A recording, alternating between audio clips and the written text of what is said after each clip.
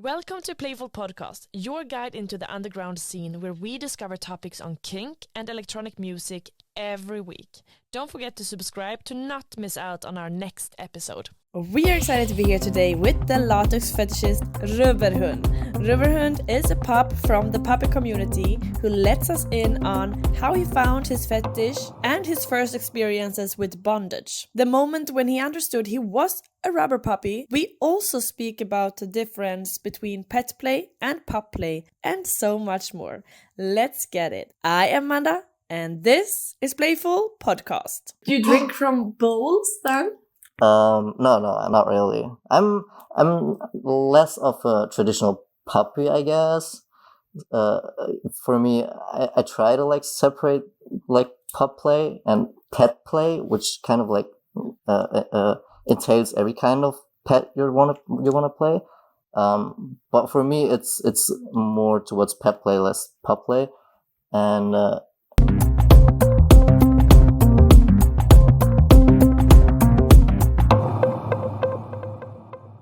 Yep. Cheers. Very welcome to Playful Podcast. We are so happy to have you here. Thanks for having me. This is going to be super fun and I think we're going to learn some new things. Let's see. I hope so. But first of all, could you start with telling us what being a puppy actually means? Well, it's different for a lot of people. Some people kind of like being a puppy to slip into a role and kind of escape your everyday life. And for me, it probably fits that the most. But for other people, it's also just being silly and not too detached from their person itself. For me, it feels very detached. So I'm trying to separate them a little bit, and my friend groups are also separated. So I'm just slipping into character. That's what it feels like for me. So it's for you. Is it mostly a play, or is it you feel in your core that it's deeper? I think it's more I feel at peace, kind of and it's kind of reflecting on how it started for me, because it for me it first just was the aesthetics. I like the aesthetics, and at some point I kind of got into the idea of being a puppy and what it really means, just letting loose and don't worry too much, and not having the need to talk whenever you're around people, just being yourself and enjoying. Yeah. Would you say you're introverted? Yeah, I am. Yeah, yeah. Introvert. Maybe that's. I mean, I've learned to become more extroverted by being a puppy, actually. Oh. So it kind of helped me to develop in that sense. But yeah, as a kid, I was introverted. Yeah. Okay, that's so interesting that it can be healing in so many ways. Yeah, absolutely. In what more ways would you say it has been healing? It definitely helped me with confidence. Just being myself by what I say and what I do, and less by how I look, because I can put this on whenever I want and I can make a change and look different. So it's more about how I act and what I say. So it kind of helped me get more confident in myself. Yeah. If you're home alone and having a bad day, would you put your puppy suit on when you're by yourself, or is that too much of a hustle to do without seeing people? It depends. It can be a hustle, yeah, and it's not as calming as it is to just relax at home, as similar to watching TV or something. That's just as calming to me as to someone else. And getting into rubber can be a lot of stress. And since I'm full-on rubber fetishist, I like to get everything on, so it can take a while. It gets really sweaty and stuff, and you need to clean it afterwards. So there's a lot of stuff involved that makes me think twice about rubbering up and being a puppy. Yeah. For those who don't know, rubber makes you sweat. Yeah. Yeah. So that's the cleaning up process. Yeah, absolutely. What breed are you? I haven't decided on a breed, and I'm not sure if someone has to. No. For me, the breed is more self-defined by like having floppy ears and the color I'm wearing, and less about the dog breed I'm trying to represent. But probably just because I'm not as versed in dog breeds, I don't know all of them. I don't know which one represents me the most, and I don't think I want to be fixed on one a breed. Yeah. Yeah. You're the rubber hound. Yeah, exactly. Hund. Yeah, and it kind of became like a sort of a breed because a lot of people tell me they want to be a rubber hund. So it's kind of fun. Yeah. Are you always blue, black, white? Is that your... Actually, the white just started, so this is the first time I'm wearing my new mask with white. It started with black and blue. Way back, I originally wore green, which I didn't really like. So I someday switched to blue, and I stuck with it. I like it. You found your... Yeah. Where you feel that you fit. Yeah. Cool. Okay, but if we go back in time to when you were a teenager, you said you were pretty introverted. Mm-hmm. What more? Like, who are you? Where are you from? And what was it like to be a teenager for you? Well, I technically just had a very normal life, lived in a city. My parents just moved twice within a city, so I didn't have to like get adjusted newly or change cities or have new friends. So it was very comfortable for me. And my parents, they did everything they could to make everything possible for me. That's why I had the chance to go to Berlin and live the life I'm living. So I'm really grateful for that. And besides that, my friends were all just normal. We were hanging out on the streets and stuff. It's tough being a puppy now because all my friends are kind of like more street gangster kind of people. You mean people from back home? Yeah. I'm still friends with them. Yeah. So, yeah. But they don't understand it. They don't know it. They don't know. Yeah, that's what I said. I'm trying to separate my friend groups. Yeah. And they don't know it, and I don't know. I'm not sure if they would understand because my family and my friends, they're not like people who live in Berlin. They're not as open to that. They're not as familiar with that stuff. So, yeah. Okay, so your parents don't know either? I hope they don't. You can never be sure, but no. Yeah, I hope they do, they are not avoiding the topic. Or... Yeah, they've never talked about anything. No. All right. Okay, but when did you realize, or how did you realize that you were a puppy? Or well, puppy kind of started a little bit later. Actually, it kind of started with like regular kinks, being like into bondage and like rubber. That started first for me, and then as time passed, how did that start though? Traditional media, like TVs, movies. You just knew you were as a kid, I kind of like I wanted to see more of that, and kind of made my journey and look for stuff that interested me, and that's how I kind of got like into the rubber and like the kink community and stuff. And after some time, I think 1 or 2 years just exploring, I came across pup play and I kind of clicked for me. I don't know. I really liked the aesthetics first, and after thinking about it, like I said, just felt right. Yeah. All right. So what was the step to getting your own suit? Oh, that was actually really fast. Like, I think I was 17 when I ordered my first suit, which was like just a short suit. But yeah, it feels like you know yourself very well. I wasn't afraid to like try it and get into it. Sure. Yeah, because when you're 17, my idea is that you often follow what everyone else does, and you try to find yourself, but you are like maybe you move away to see new people or but that you already then be like, this is my kink. That's amazing. Congrats. Yeah, thanks. Really? I never thought about it that way because for me it was natural. I wasn't very sexual up to that 17 or 18. So yeah, I kind of just fell into fetish first and stuck with it. Yeah. All right. Okay, so would you say that you had any sexual limitations, or like what in did you, or was it always open and free to be whoever and whatever you want within your family and your friends group? Not really. I didn't feel like I could be free. That's why I think most of them don't know, or all of them. So you created your safe, separate world. Yeah, kind of like that. I just dodged the bullet by going to Berlin and just living my life here, and I think none of my family and my friends are in Berlin, or not really. So it kind of worked out for me really well.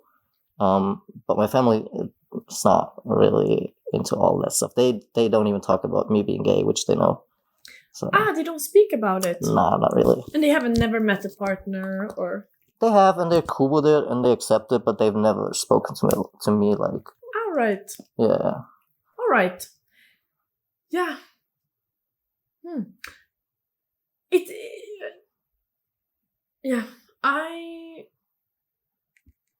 Sorry, this is off the rec. I just think I find it so interesting when people or I don't know if it's off the rec, but I just find it so interesting that you are a person who feel like this is who I am and like this is what I want, and you are like allow yourself to experience the life to the fullest, it seems, and yet you've been surrounded by people who are not like this. It can be cool, but it's also kind of tough, like hanging out with your friends and like having to watch your phone that no one's like seeing anything they shouldn't, or like for example, you have stuff planned and you're excited, you want to talk about it with friends, but you can't really.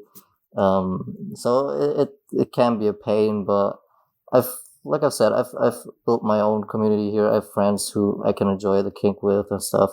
Yeah. What has it meant for you to have a community? Oh, a lot. Yeah, I didn't realize at first, but having friends to just hit up and go to events with and stuff is so much more fun, and it's way more like I feel way more safe, because it's hard like going to kink events and you feel weird. You don't know what's going to happen. Like especially in the beginning, people are very insecure about that.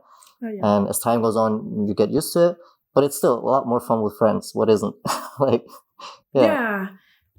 Do you feel safe being a puppy in Berlin? Yeah. Yeah? On the streets and such, you feel safe? On the streets, I don't feel comfortable, but I feel safe. Yeah. Yeah. So you don't get harassed?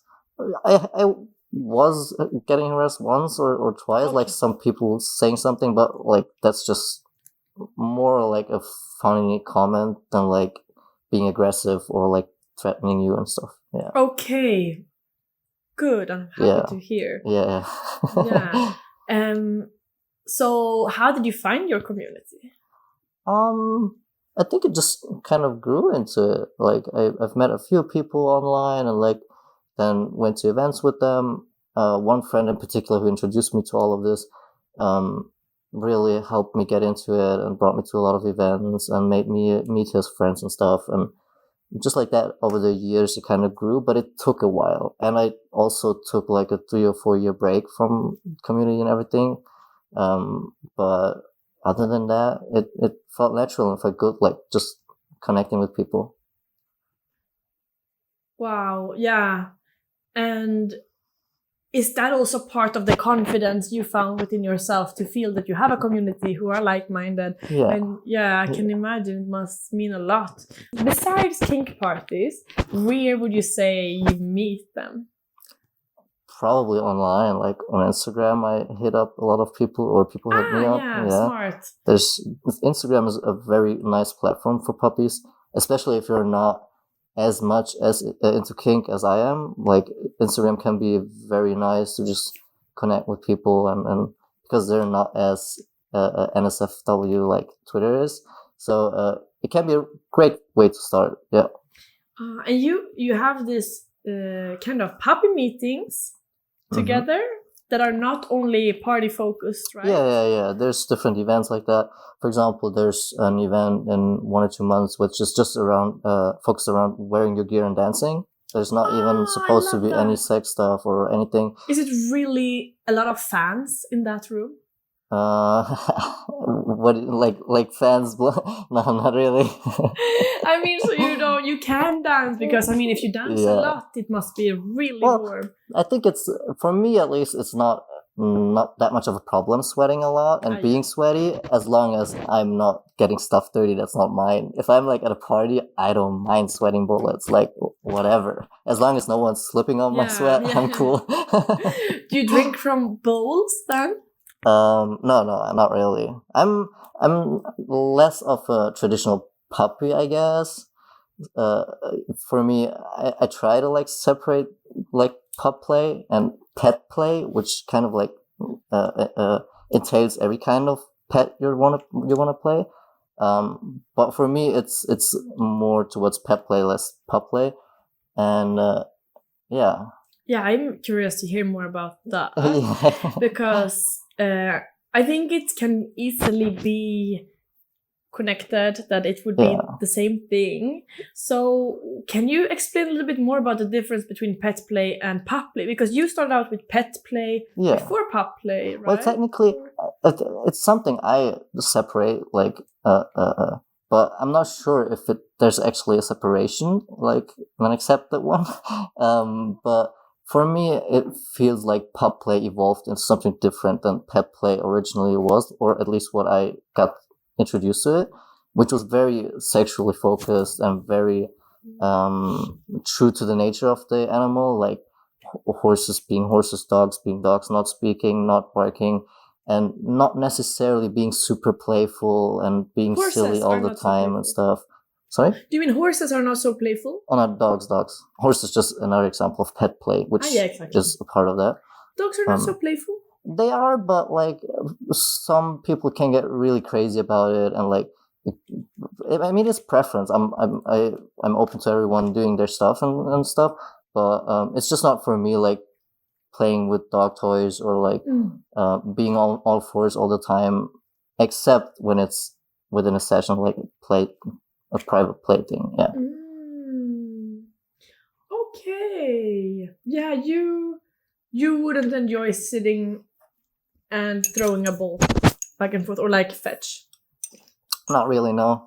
So there's these, because there are, what I know, also these events, bark and greet? No. Bark and meet, I think. Bark and meet? Yeah, I think. And I heard that sometimes you can have a handler who plays with you. So yeah, that's another, but you don't have a handler. No, I don't. No. Okay, you're very independent. Yeah, and I like to stay that way, yeah. We have now come to the part of the podcast where if you are or want to become a Patreon and support the work that we do, as well as get more juicy material, go to patreon.com/playfulmagazine. And in this extra material, Hund explains all things one needs to know before going to your first pup play event. He speaks about the community at large and what one can expect from it, as well as some things he recommends one should try out when going to any pup or pet play event, or actually just whenever in bed, to be honest. Go to patreon.com/playfulmagazine. What are some like assumptions that you hear about, like from people about being a puppy, that are not true? From within the community or outside? Oh, that's an interesting one, because I don't talk a lot about it with people who are not into it, because if I do, I kind of feel like I have to tiptoe around like me being a pup.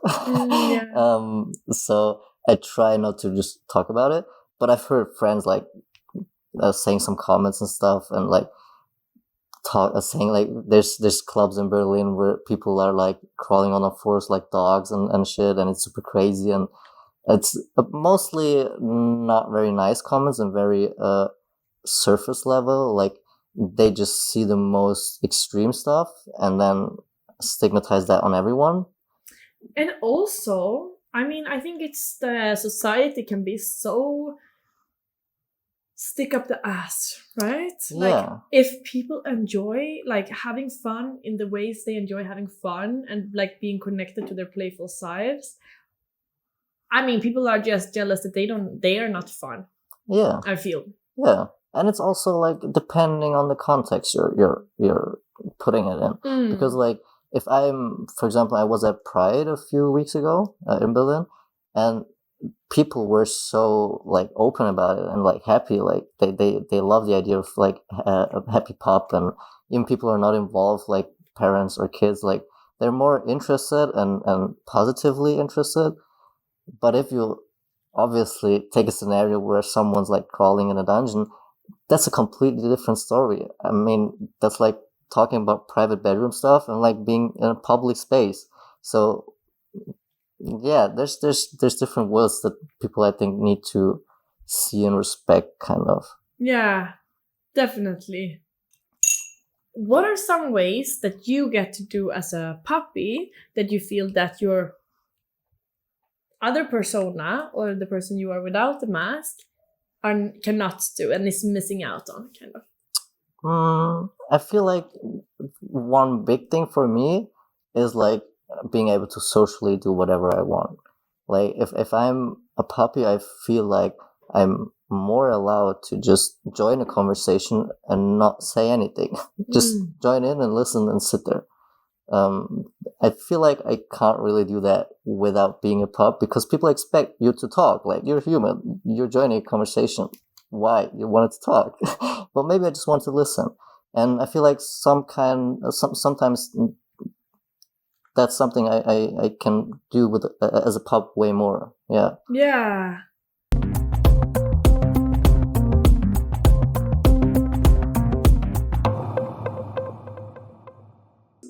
All right, we've been receiving some questions. First one is, oopla. I'm very interested. How long can you stand it in a rubber suit, and how do you feel about it? Oh, I think the longest I've been in a suit was 18 or 20 hours or something like that. Oof. Which... Wow. It's okay. It's a lot, but it can definitely be longer technically. But at first it feels sweaty, definitely. Like you said, I'm sweating a lot. And after some time, it actually gets quite dry, and especially with hair on your legs, it can get very twitchy, like a bit uncomfortable, but I love it. Like, I could wear if I could, I would wear my suit all the time. Oh, wow! You love it. Yeah. Can you be a newbie and come to events to kind of try out and see if you fit in and that you are a puppy, or do you have to like go all in at once?